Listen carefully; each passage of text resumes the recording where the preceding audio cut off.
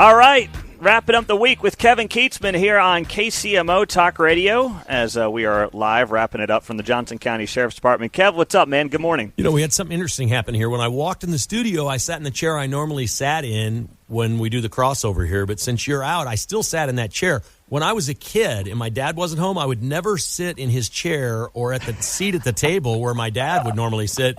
And it harkened back to when I was like 10 years old.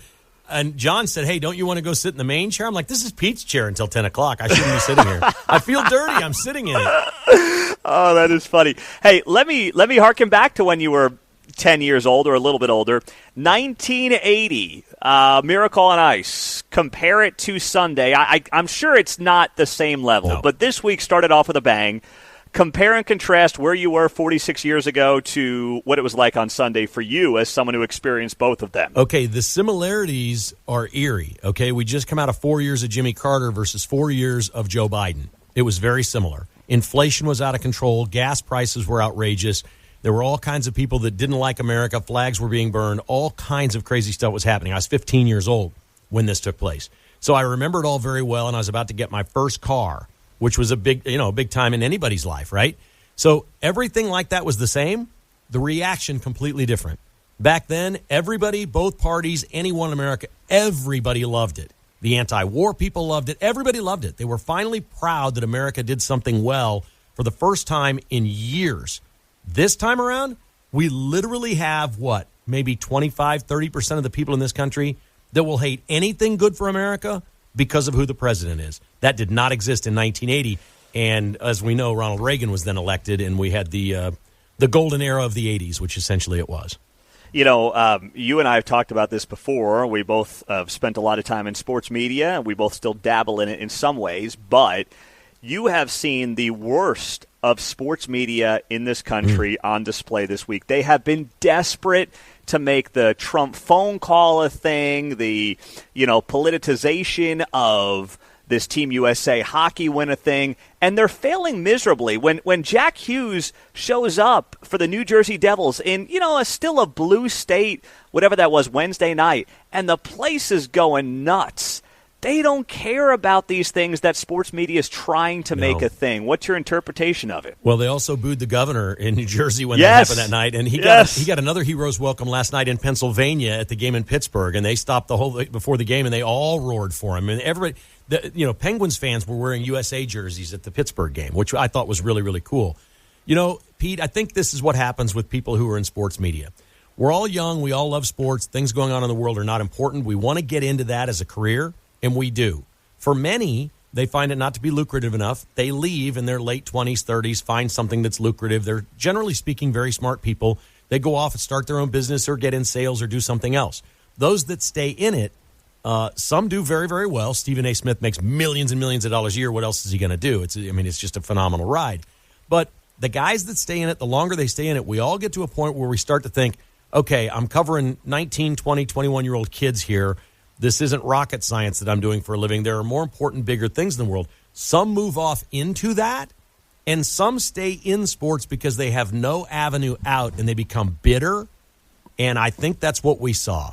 We saw an awful lot of sports writers and journalists in this country that are just kind of sick of doing their everyday job, asking jocks for quotes, posting stories online, and they got something big and juicy and meaty and thought, well, now I can write something and do something of importance. And they flamed out miserably, which maybe explains why they're still doing sports. Yeah, that is so true. And I just think that, at least in news media, and we're growing, obviously, from the standpoint of, alternative, conservative, whatever you want to call it, kind of media opportunities that are out there. But in sports, what do you have? Outkick, maybe? I mean, even the digital sports media outlets in Kansas City that are not traditional media, I see them online, you see them online.